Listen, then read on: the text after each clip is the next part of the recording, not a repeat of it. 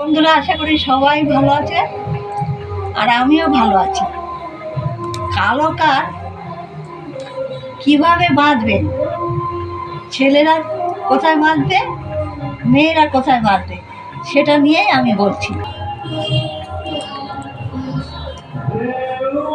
যে কোনো শনিবার একটি কালো কার নিয়ে 9টি গিট দিন এবং প্রতিটি গিট দিতে দিতে বলতে হবে ওম নমো ভগবতে বাসুদেবায়।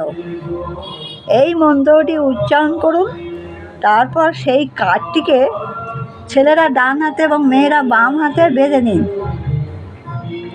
এর ফলে শনির 7.5 এবং রাহুর দশা কেটে যাবে। শনির 7.5 এবং রাহুর দশা কেটে যাবে। ছেলেরা ডান হাতে আর মেয়েরা বাম হাতে বেঁধে নিন।